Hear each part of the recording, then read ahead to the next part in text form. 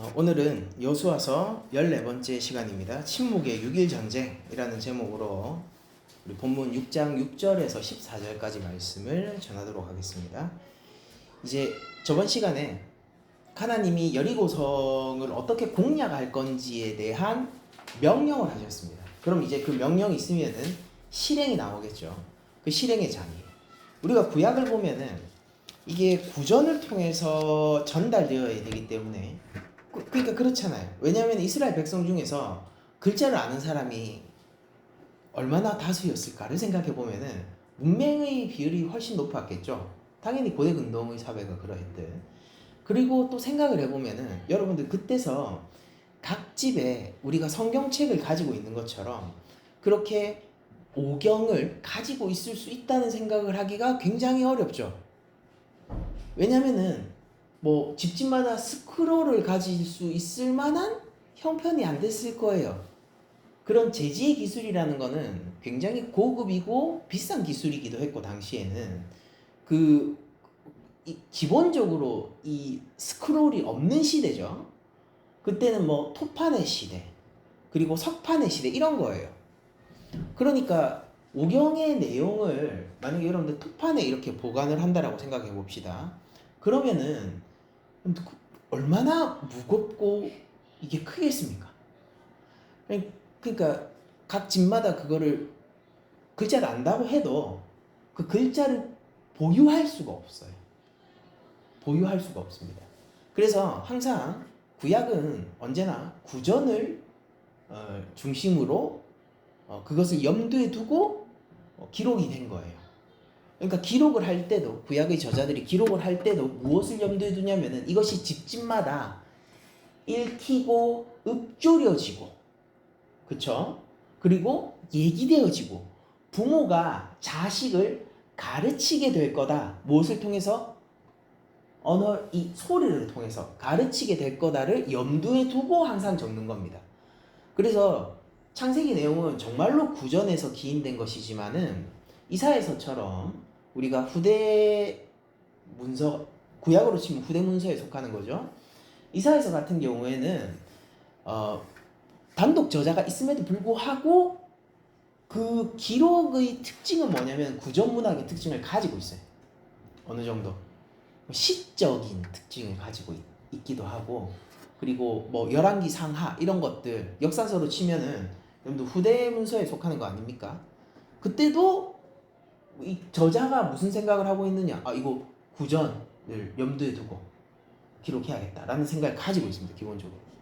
그래서 그런 입에서 입으로 전해지는 것을 염두에 둔 구약의 장르를 우리가 생각해 볼 때, 구약은요 웬만하면은 외우기 쉽거나 구조적으로도 외우기 쉬워야 돼요. 복잡하면 안 됩니다. 단순한 구조가 선호되겠죠.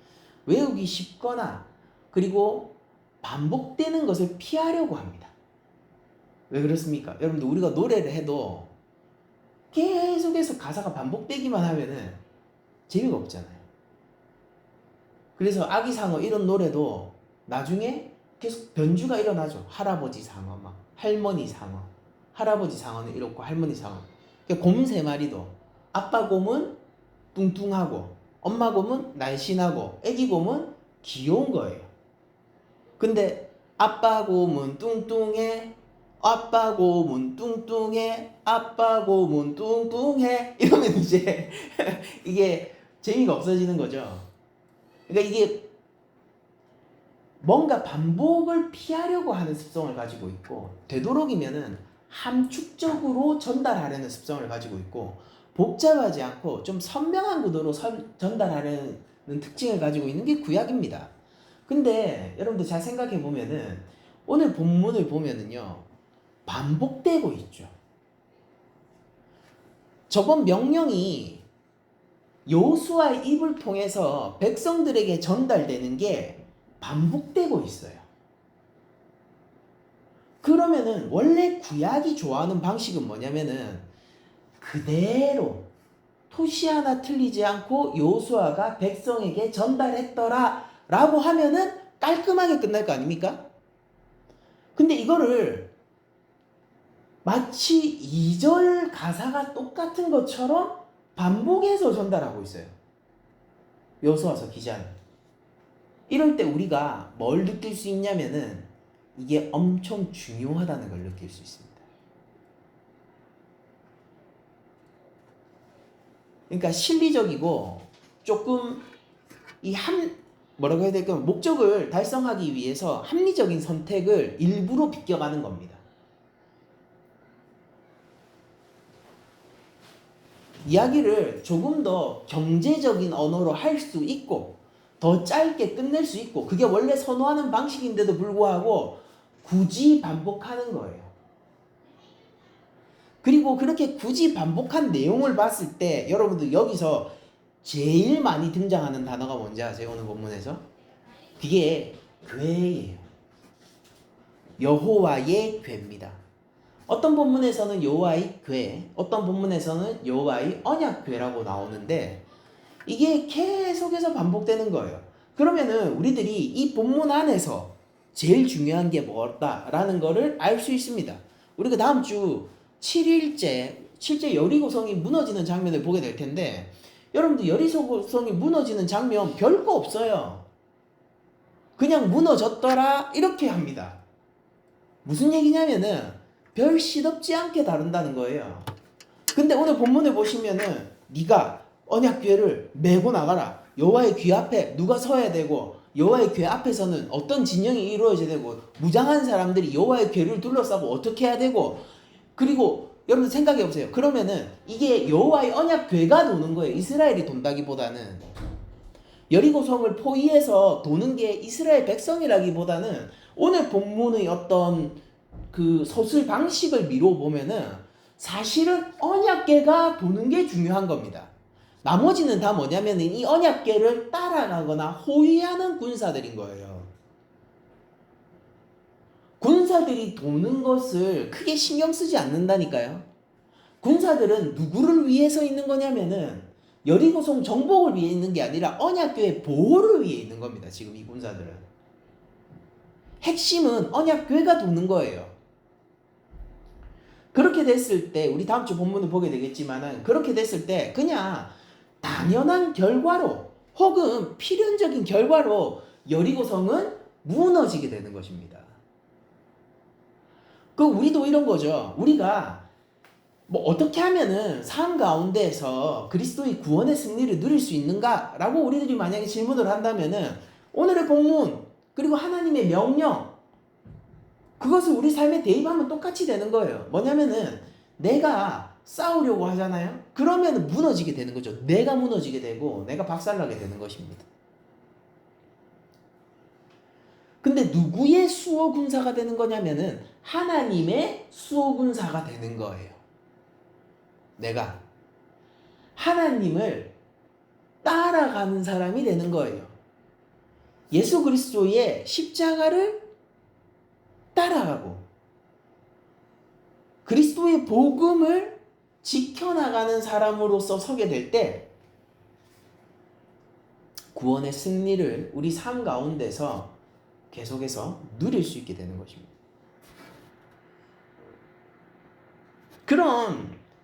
그런 삶을 우리들이 살아감에 있어서 중요한 덕목이 뭐냐면은 침묵이에요.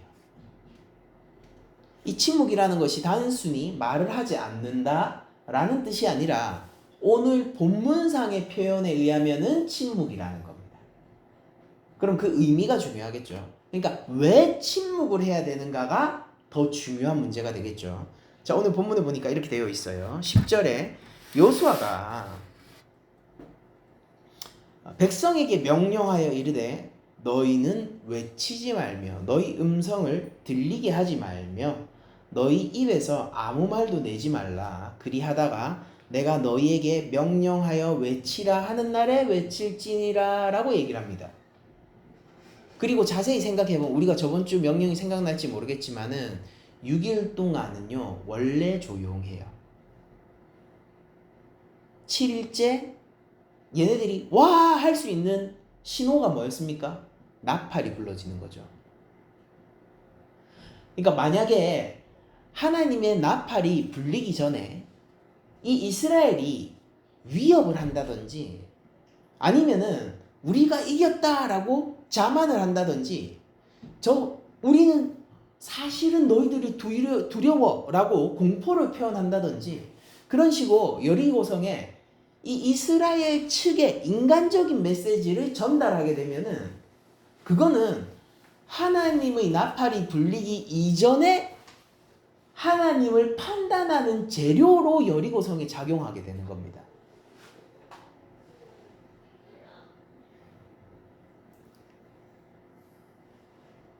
이 이스라엘 백성들은요, 그리고 이 언약궤를 메고 있는 제사장들은요,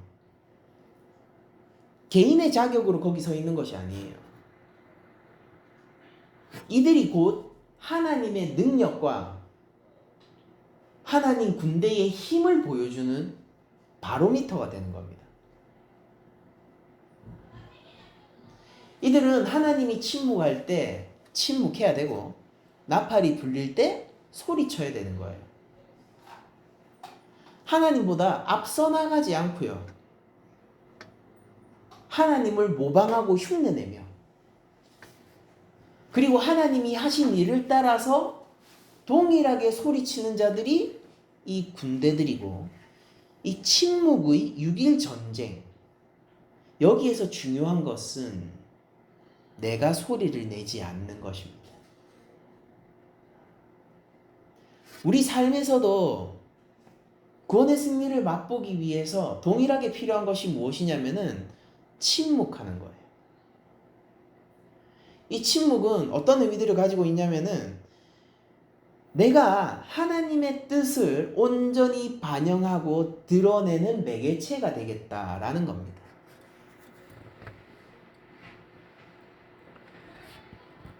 되도록이면은 누군가가 내 삶을 봤을 때 나를 보는 것이 아니라 나를 구원하신 예수 그리스도를 보도록 하게 하는 거예요. 이게 침묵인 거예요. 우리가 회개라는 것을 자기 부인이라고 얘기하고 복음이 필요한 것이 자기 부인이라고 얘기합니다. 바로 그 자기 부인이 오늘날 우리 영적인 전쟁 그리고 구원의 능력을 누리는 것 가운데서 필요한 침묵이라는 거예요. 우리가 그리스도의 연합을 이렇게 생각하죠. 바울의 고백을 따라서 내가 죽고 그리스도 안에서 그리스도만으로 사는 것을 그리스도와의 연합이라고 생각합니다. 그렇게 내가 그리스도 안에서 그리스도와 함께 죽는 것, 그게 바로 우리에게 필요한 침묵인 거예요. 침묵을 통해서 우리들은 무엇을 보여줄 수 있냐면 이 침묵을 할 수 있는 사람이 강하고 담대한 사람이라는 것입니다.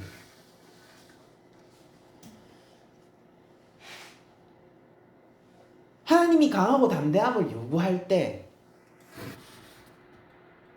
그들에게 만약에 권총을 쥐어주거나 소총을 쥐어주고 강하고 담대하라고 했으면은 훨씬 편한 일 아닙니까?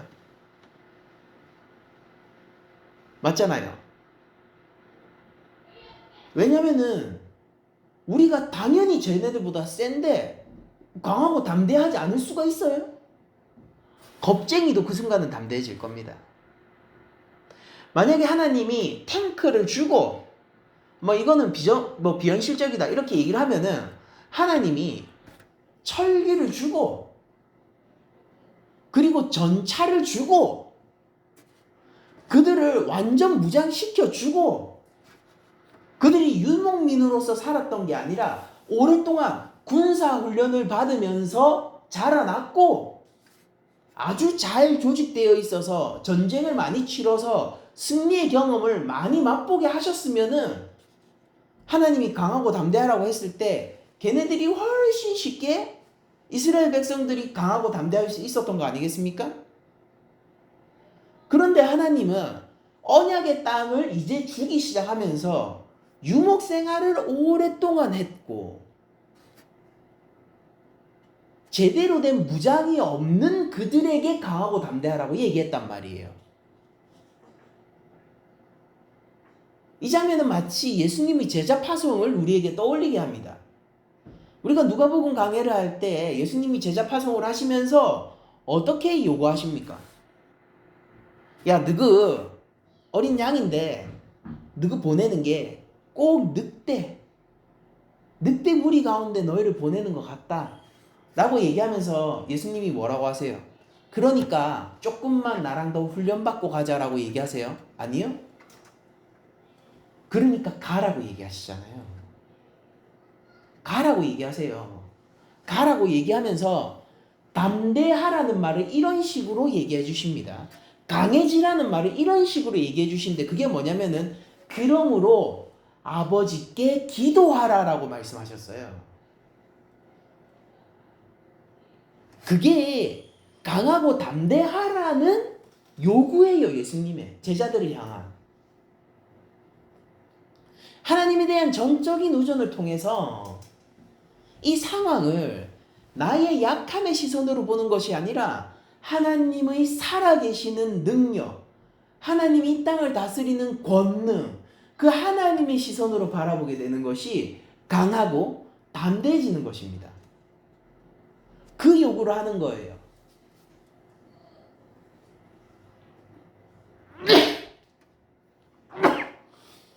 그래서 여러분들이 이걸 이해해야 되는 게 뭐냐면 제가 저번 주에 설교에서 말씀을 드렸던 것처럼 이것은 전쟁이라기보다는 오히려 제의에 가까운 겁니다. 제의라는 것은 무엇이냐면은 하나님 앞에서 하나님과 만나 자신의 믿음을 고백하는 것이거든요. 그러니까 이 침묵은 무엇을 위한 침묵이냐면은 이 내가 감당할 수 없는 늑대들로 둘러싸인 혹은 내가 무너뜨릴 수 없는 여리고성 앞에서 이 두려움과 무기력함을 억누르는 침묵인 거예요.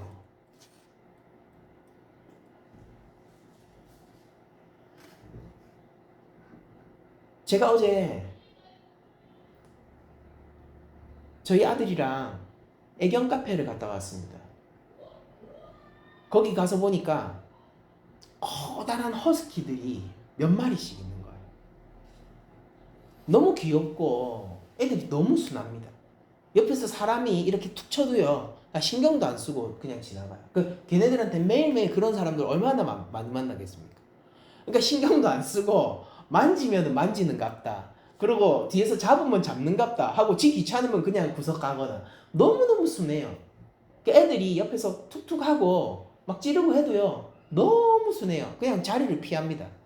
근데 이 조그만한 여자애가 뭐 이제 막 걸으면서 어린이집 다니는 정도 느낌이에요. 막 걸으면서 막 뭐 신기해하는 그런 여자애가 이렇게 엄마랑 같이 왔는데 그 걔 눈높이보다 시베리안 허스키 눈높이가 조금 더 높았거든요. 근데 그 허스키가 걔 여자애한테 좀 관심이 있었는지 와가지고 냄새를 맡는 거예요. 관심의 표현이죠. 걔에게 너 왔어? 너 누구야? 이런 관심의 표현이죠. 근데 그렇게 하는 순간 그 여자애가 어떻게 하냐면 바로 자지러집니다. 울면서 눈물을 흘리면서 소리를 내면서. 그러니까 공포죠. 그러니까 엄마가 괜찮다고 하지만은 걔는 너무 무서운 거예요. 내 눈앞에 이만한 얼굴이 있다고 생각해요. 허스키 진짜 얼굴이 이만하더라고요. 이만한 얼굴이 자기 얼굴보다 큰 얼굴이 그 개의 얼굴이 짐승의 얼굴이 자기 앞에 있다고 생각해 보세요. 그리고 자기 볼에 머리에 냄새를 맡고 있는. 그러니까 두려운 거죠. 그 허스키는 이제 우니까 이건 아닌갑다 이러고 자리를 피하는데 근데 어쨌든 간에 그 여자애는 그 울음이 그치지가 않는 거예요. 왜입니까? 감당할 수 없잖아요. 저는 오면은 내한테 와서 고맙다. 여러 사람이 있는데 어떻게 나한테 왔어? 이러면서 만져줄 건데 그 여자애는요 감당할 수 없는 거예요. 그러니까 우는 거죠. 그 여자애한테 강하고 담대하라는 말을 누가 할 수 있겠습니까? 저한테 그 허스키를 만나서 강하고 담대하라고 얘기하는 거는 어렵지 않아요. 저도 무섭지 않거든요. 맹견이 아닌 걸 아니까. 훈련받은 아주 매일 손님들을 접대하는 개라는 걸 제가 아니까. 근데 그 여자한테 엄마가 이렇게 얘기하는 거예요. 이름 기억 안 나는데 누구야 무서워하지 마. 걔 괜찮아. 친구야 친구. 이렇게 하는 거예요. 근데 그 귀에 그 말이 들리겠습니까? 그 여자애가 계속 우는 거예요.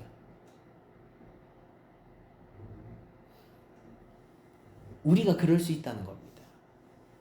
늑대 앞에 선 양은요, 어린 양이 만약에 늑대 앞에 서 있잖아요. 엄마를 찾고 울고 자지러지는 거예요. 우리 앞에 정말로 늑대가 있다면은 우리는 소리를 치는 겁니다. 살려줘라고 소리를 치지 않겠습니까? 세상 앞에서 우리들이 그리스도인으로 살아갈 때 우리가 침묵할 방도가 있습니까? 우리가 소리치지 않겠어요? 당장이라도 내 팔을 물어버릴 수 있고 당장이라도 나의 믿음을 꺾어버릴 수 있을 만한, 내가 하나님의 자녀로 살아가는데 그 발걸음을 가볍게 꺾어버릴 만한 이 세상을 바라보면서 우리가 침묵할 재간이 있냐 이 말이에요. 근데 하나님의 요구는 무엇이냐면은 침묵하라는 거예요. 두려움과 무기력함과 떨림을 접어두라는 거예요.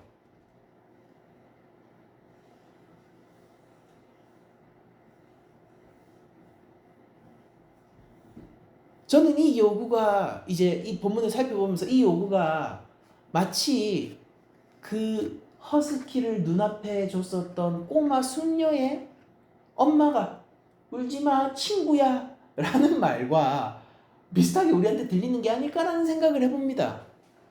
우린 침묵할 수 없다. 침묵할 수 없다. 이 두려움을 억누를 수 없다. 우리가 설령 침묵한다 하더라도 그것은 진정한 의미의 담대함과 강함에서 나오는 침묵이 아니라 두려움을 꾹 참고 어떻게든 지나가죠. 아무 일 없어져 라는 그냥 피동적인 억누름, 제약 이거밖에 안 된다 라는 생각을 한번 해봤습니다. 근데 하나님은 왜 침묵하라고 하셨을까요?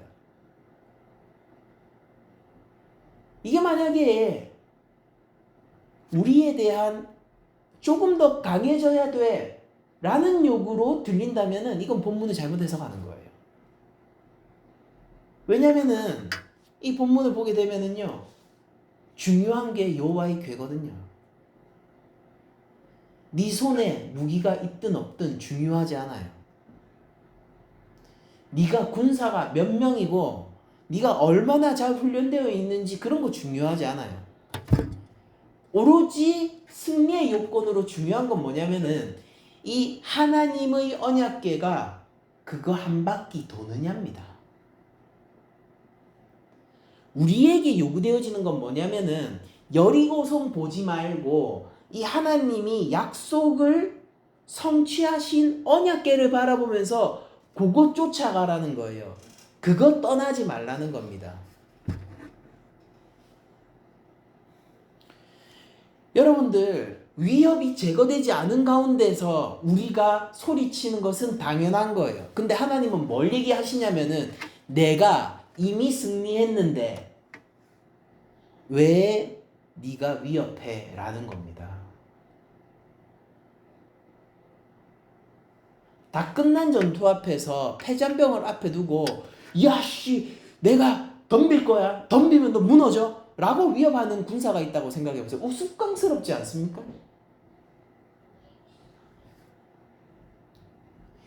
이미 경기가 끝났는데 상대팀을 바라보면서 자 싸워보자. 내가 진짜로 이번엔 너 가만두지 않을 거야. 내가 10대 0으로 이겨줄게. 라면서 덤비는 운동선수가 있다면은 그거 우습지 않겠어요?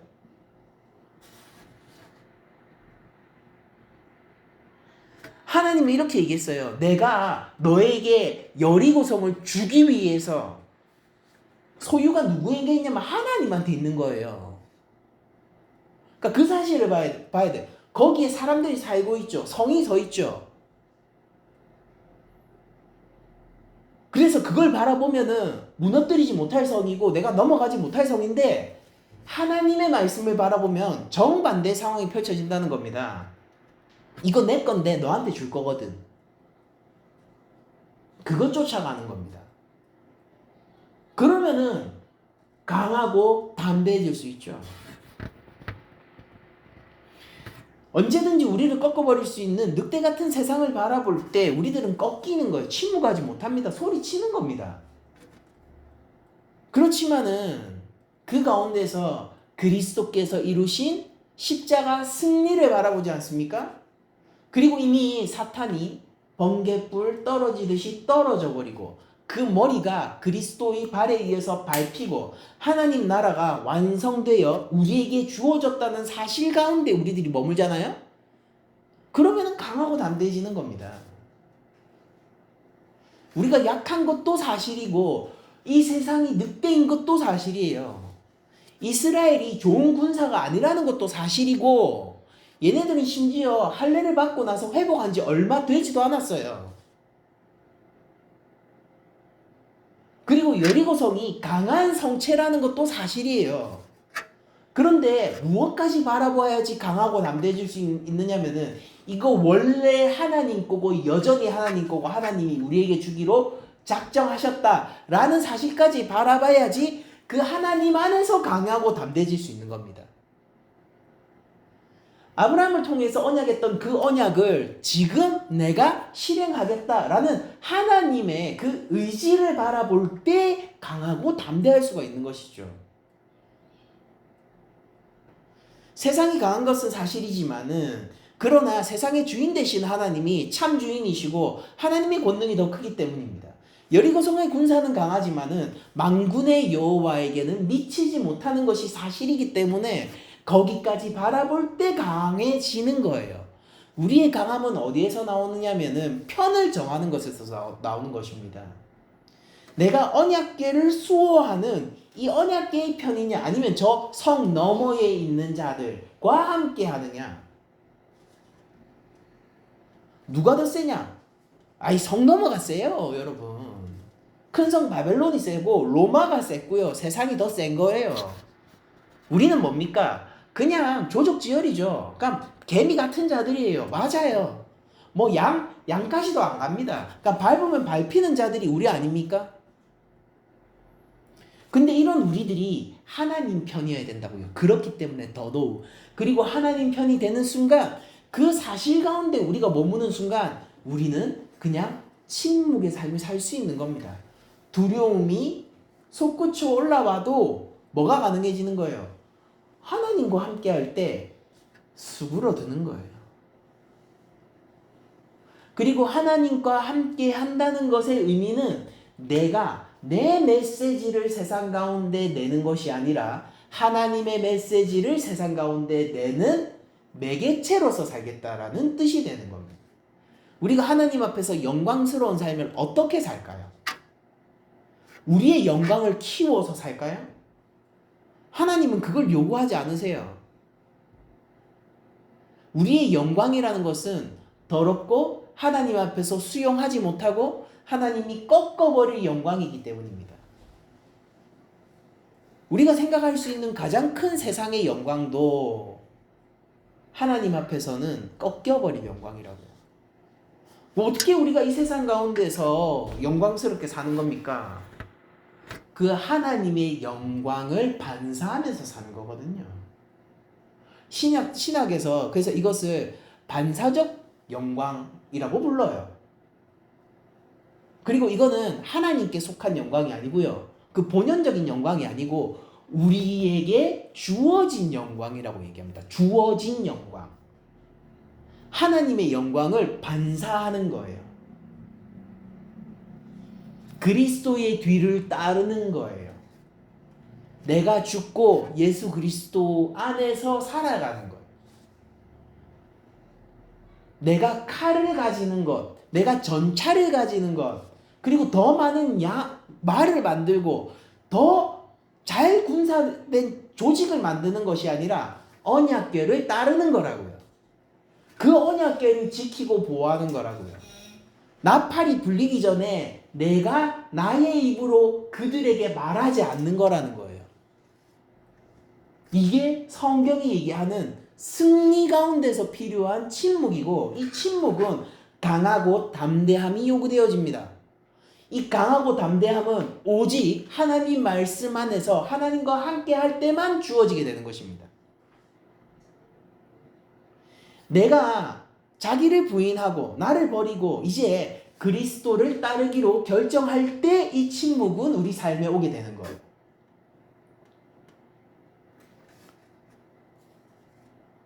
이런 침묵을 예수님은 실제로 우리한테 보여주셨습니다. 제가 마태복음을 읽어드릴게요. 마태복음 27장 11절이야입니다. 예수께서 총독 앞에 섰음에 총독이 물어 이르되 네가 유대인의 왕이냐? 예수께서 대답하시되 네 말이 옳도다 하시고 대제사장들과 장로들에게 고발을 당하되 아무 대답도 아니하시는지라. 네가 유대인의 왕이냐? 맞다. 근데 이런 고발이 들어왔는데 침묵하셨다는 거예요. 아무런 말을 하지 않으셨어요. 우리 구주께서. 계속 읽어보겠습니다. 이에 빌라도가 이르되 그들이 너를 쳐서 얼마나 많은 것으로 증언하는지 듣지 못하느냐. 야, 이렇게 별별까지를 가지고 이거 빌라도, 여러분들 이게 뉘앙스가 뭐냐면 빌라도 입장에서 야, 이런 것까지 니를 고소하는데, 아니 이런 말도 안 되는 것까지 그냥 뭐가 됐든 하나만 걸려라 식으로 이런 식으로 막 너를 고소하고 있는데, 그러니까 이때 이미 빌라도가 예수님이 무고하다는 사실에 대해서 확신을 가지고 있다는 소리입니다. 고소하는데 니는 귀가 없나? 아니면 바보가? 이 소리예요. 증거는 듣지 못하느냐? 아니, 귀가 막혔다는 소리가 아니잖아요. 바보가 이렇게 하는데, 이런 말도 안 되는 고소고발이 이어지는데 니는 왜 가만히 있는데? 왜 대답 안 하는데? 언제까지 대답 안 하고 있을 거고, 여기는 법정이고 로마의 법은 공정하니 얘기해봐라, 이걸 얘기하는 거예요. 니 실제로 억울하지 않아? 여기는 유대인이 법정이 아니라 로마의 법정이야. 우리 로마는 법의 제국이야. 그러니까 얘기해봐, 바보가. 그러니까 14절에 이렇게 기록되어 있습니다. 한마디도 대답하지 아니하시니 총독이 크게 놀라워하더라. 예수님이 왜 이런 침묵을 지키셨을까요?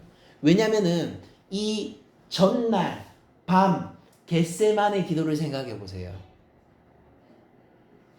이 잔을 나에게서 돌리시옵소서. 그러나 아버지의 뜻대로 하시옵소서.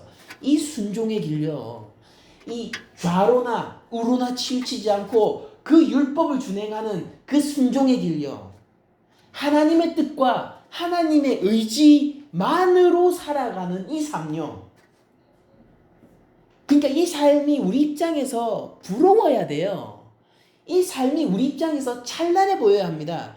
법정 앞에서 입 다물고 무고 가운데서 유죄를 뒤집어 쓰는 이 모습이 우리 입장에서 흠모되어져야지 예수 그리스도를 사랑하는 자들입니다. 그리고 여러분들, 두렵고 떨리지만은 이 길이 우리에게 요구되어지고 있는 거예요. 오늘 본문을 통하여서, 여호수아서 본문을 통하여서 이게 그리스도께서 우리에게 보여주신 침묵이고, 하나님 앞에서 순종하기 위해서, 그 말씀을 준행하기 위해서 가져야 되는 강하고 담대함이에요. 빌라도가 왜 놀랐겠습니까? 어리석음 가운데 이렇게 바보 같은 사람이 있나? 라고 생각해서 놀랐을 것 같아요.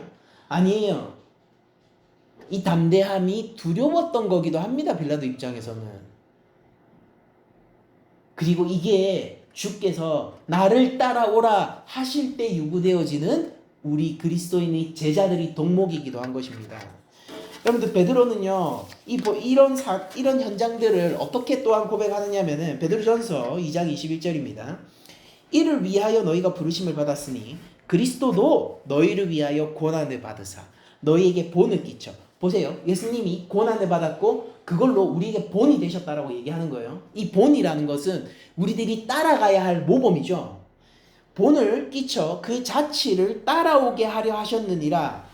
그는 죄를 범하지 아니하시고 그 입에 거짓도 없으시며 욕을 당하시되 맞대어 욕하지 않으시고 고난을 당하시되 위협하지 아니하시고 오직 공의로 심판하시는 이에게 부탁하시며. 제자들에게 뭐라고 얘기하셨습니까? 늑대들 가운데로 갈 거지만은 그렇기 때문에 방법이 있어. 그 방법이 뭐냐? 아버지께 기도해라. 제가 이 구절 다시 한번 읽어드릴게요. 욕을 당하시되 맞대어 욕하지 않으시고 고난을 당하시되 위협하지 아니하시고 오직 공의로 심판하시느니 즉 성부 하나님에게 부탁하시며 그것뿐만이 아니에요. 실제로 그 결과를 받아들이고 십자가의 길을 가십니다. 친히 나무에 달려 그 몸으로 우리 죄를 담당하셨으니 그러니까 이것 때문에 가신 거예요. 우리 죄를 담당하시고 아버지의 영광이 거기 있고 아버지의 뜻이 거기 있기 때문에 침묵하신 거예요. 로마를 이기는 것에 관심이 있는 것이 아닙니다. 유대의 그 패역한 백성들의 길을 꺾어버리는 데 관심이 있는 게 아니에요. 아버지의 뜻이 어디 있는가에 관심이 있는 거예요. 그게 전날 밤 기도에서 결정이 났고 우리 구주는 그 길을 가십니다. 그리고 그 길 가운데서 어찌 강하고 담대하신지 침묵하세요. 피할 수 있었거든요. 로마의 법정에서 피할 수 있었고 헤롯의 법정에서 피할 수 있었습니다. 그리고 십자가 위에서도 그 못을 꺾고 십자가를 꺾고 내려오실 권세가 있었어요. 뭘 하면? 얘네들 심판하면. 그러나 우리 구주 입에서 나온 얘기는 마지막 말은 무엇이냐면은 다 이루었다. 도대체 무엇을 이룬 것입니까? 그 패배의 발자국 가운데에서 십자가 위에서 죽어버린 그 길 가운데서 무엇이 이루어진 것입니까? 다 이루었다. 아버지의 계획과 뜻이. 우리를 향한 구원의 그 언약의 완성이 창세전부터 삼일체 하나님께서 협약하시어서 그 구원의 협약을 역사 가운데서 펼쳐서 비로소 신구약 모든 백성들을 구원하실 그 일이 그 언약의 완성이 이루어졌다. 다 이루었다. 내가 실행을 끝냈다. 이 제사는 이제 완성되었다. 우리 구주께서는 어찌 강하고 담대하신지 그 길에 누구도 의지하지 않고 누구와도 함께하지 않고 유다가 자신을 버릴 때 유대를 향하여서도 회개의 경고를 하시고 베드로가 자신을 떠날 때 베드로를 책망하지 않으시고 홀로 그 십자가를 감당하시며 하나님 앞에서 자신이 할 일을 완성하셨습니다. 그로 인해 우리는요 이제 두 번 다시 혼자가 되지 않아요. 주님이 홀로 감당하신 그 십자가 길로 말미암아 우리들은 이제 영원히 그리스도와 함께하는 존재가 되었습니다. 그러니 여러분 강하고 담대해져야 되지 않겠습니까? 그러므로 우리가 각자 우리를 죽이고 예수 그리스도 안에서 우리가 살아가야 되지 않겠습니까? 그러므로 우리가 그리스도의 십자가 복음을 전적으로 수용하고 군사가 되기로 우리 역시 나와 함께 하시는 주님을 따라 침묵의 삶을 살기로 결단해야 되지 않겠습니까? 침묵의 삶을 살기 위해서 우리가 해야 될 말들이 있어요. 우리 입에서 끊어지지 않아야 하는 말들이 있어요. 그것이 무엇이냐면은 하나님의 사랑을 따라 당신을 사랑합니다 라는 말이에요. 주께서 나를 용서하셨으므로 내가 당신을 용서하겠습니다 라는 말이에요. 그리스도가 나를 위해서 죽었으니 내가 이 믿음을 가지고 구주를 배신하지 않겠다라는 말이에요. 이 말이 끊이지 않는 입술을 가진 것이 침묵의 삶입니다. 이전에는 나의 욕심과 나의 계획을 따라 살았지만은 그러나 이제 하나님의 뜻과 하나님이 나에게 요구하시는 삶을 실행하겠습니다. 준행하겠습니다. 내가 두렵지만 이 여리고 성을 돌겠습니다. 내가 이해가 되지 않지만은 언약궤를 따라가겠습니다. 세상이 나를 조롱하여도 내가 이 길을 가겠습니다. 빌라도 총독이 놀라듯 세상이 놀라게 되는 날이 올 것입니다.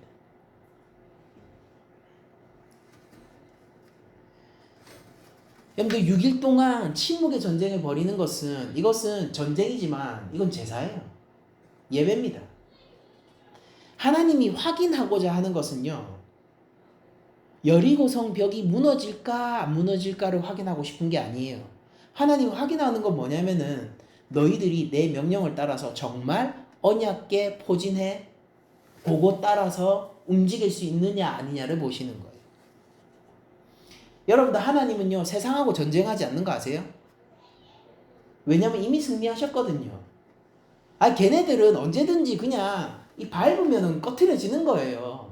누가 촛불을 무서워합니까? 후 하면서 하면 불어질 건데 촛불이 있으면 개미들한테는 위협이 되겠죠. 우와 이렇게 큰 불이. 근데 어떤 사람이 촛불을 무서워하냔 말이에요. 그냥 후 하면 꺼질 거.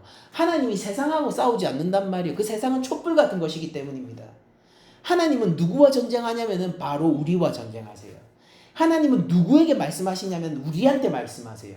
하나님은 누구를 신경 쓰시냐면은 자기 백성이 나를 따라올까 말까 내 말을 준행할까 안 할까가 관심사시라는 겁니다. 하나님은 우리의 멱살을 잡으세요. 세상의 멱살을 왜 잡습니까? 나올 것도 없는데. 하나님은 자기 자녀의 멱살을 잡으십니다. 하나님 회초리를 누구를 향하여 드십니까? 세상을 향하여 드세요? 아니 너의 새끼 때려서 뭐예요? 하나님은 자기 새끼한테 회초리를 드세요. 그리고 요구하시는 거죠. 너 침묵할 수 있어야 돼. 아니 왜요? 제가 왜 그래야 돼요? 억울하게 왜 그래야 돼요? 너의 구주께서 그리 하셨기 때문이다. 내가 옛적 여리고성을 돌던 그 백성들에게도 내가 요구했기 때문이다.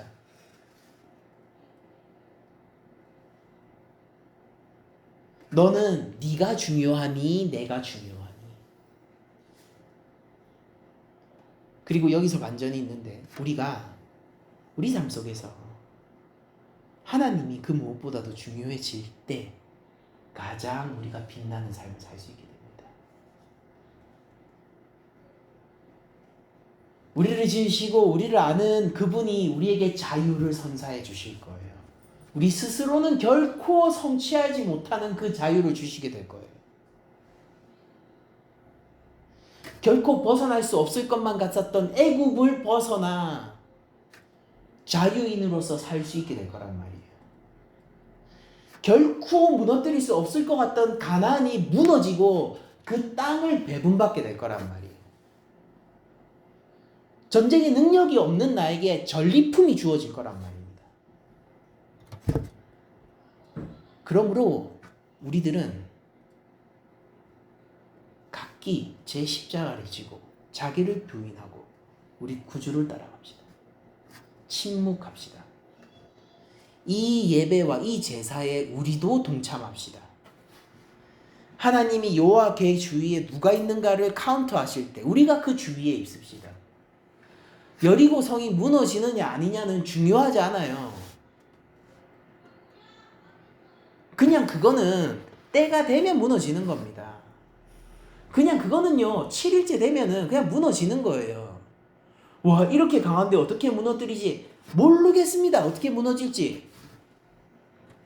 근데 하나님이 무너뜨리실 거라는 사실은 명백한 겁니다. 우리가 세상 가운데서 어떻게 이기고 이 믿음을 유지해 나갈지 우리가 어떻게 합니까? 모르는 거예요. 우리한테는. 그게 어떻게 우리에게 주어질지도 모르는 거예요. 그래서 우리는 참된 지혜를 의지하죠. 우리로는 불가하나 능력이 많으신 하나님께서는 이루어 주실 것이다. 그러므로 우리는 강하고 담대할 수 있습니다. 기억하세요. 하나님이 강하고 담대하라 명령하신 이유는 내가 모세와 함께 했던 것 같이 여호수아 너에게 함께 할 것이기 때문에. 여러분들 기억하세요. 모세와 함께 하신 하나님이 무슨 일을 행하셨는지. 애굽을 무너뜨린 하나님이 가나안을 무너뜨리고 그 땅을 줄 것이며 가나안을 무너뜨렸던 그 하나님께서 우리에게 영원한 하나님 나라를 주실 겁니다. 무엇을 소망할까요? 우리가 무엇을 얻기를 원할까요? 우리의 삶의 예배는 누구에게 드려져야 될까요? 우리는 누구를 따라가야 할까요? 우리는 무엇을 통하여 강하고 담대해질까요?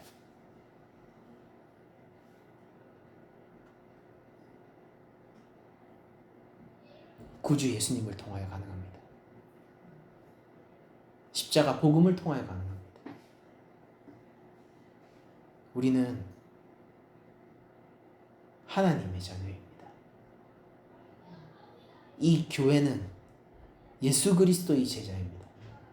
이 정체성이 사라지는 순간 우리는 세상보다도 약한 개미에 불과합니다. 만군의 여호와가 나를 대표하게 할 것인지 개미 인내가 개미가 될 것인지 우리는 결단해야 합니다. 한 주간 이런 고민을 드리고 싶습니다. 여러분, 이 6일 동안 행해지는 여호와의 괴가 이 여리고성을 포위하는 그 예배에 여러분들도 함께 참석하시기를, 우리 낮은 자리 교회 전체가 그 예배 가운데 일주일 동안 함께 참여하여서 우리가 누구 편인지를 정확하게 선언하고, 그리고 우리가 7일째를 기다립시다. 7일이 올 때까지는 강하고 담대한 자만이 할 수 있는 침묵을 합시다. 그 7일이 올 때까지는 예수 그리스도가 이 땅에 다시 영광 중에 오시기 전까지는 우리가 전쟁을 수행합시다. 한 주간 성령님의